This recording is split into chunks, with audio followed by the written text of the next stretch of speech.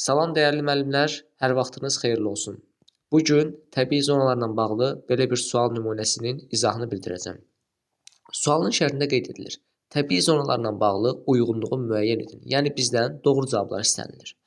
Bir də qeyd edilib. Cod yarpaqlı meşə və kolluqlar bütün materiklərin cənub-qərb hissəsində müşahidə olunur fikri yanlışdır.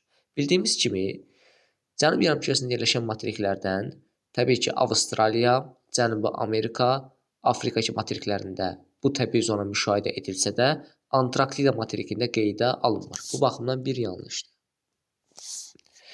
2-də qeyd edilib. Şimali Amerikada dəyişkən rütubətli meşə və çöl təbii zonaları həmsərətdir. Bəli, iqlim xəritəsində bu aydın formada görünür.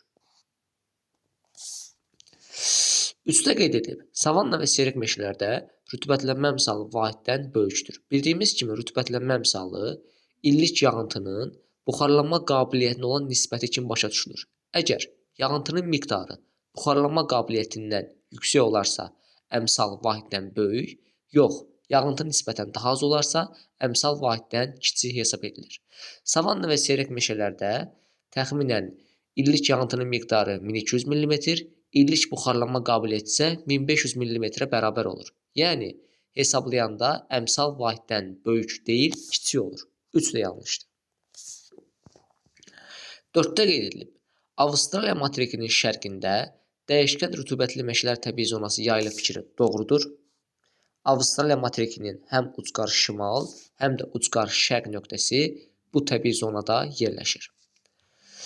Daha sonra 5-də qeyd edilib.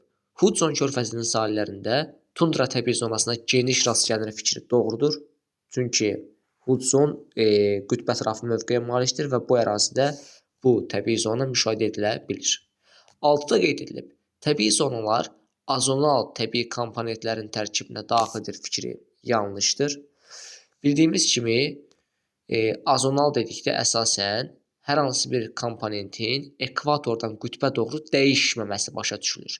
Təbii zonalar, yəni belə deyək, istər torpaq, istər iqlim, istərsə bitki və heyvanat aləmi ekvatordan qütbə doğru getdikcə dəyişildiyi üçün təbii zonalar azonal deyil, zonal təbii komponent hesab edilir. Təbii ki, bizdən doğru cavablar istəndiyi üçün doğru cavablarımız olur 2, 4 və 5.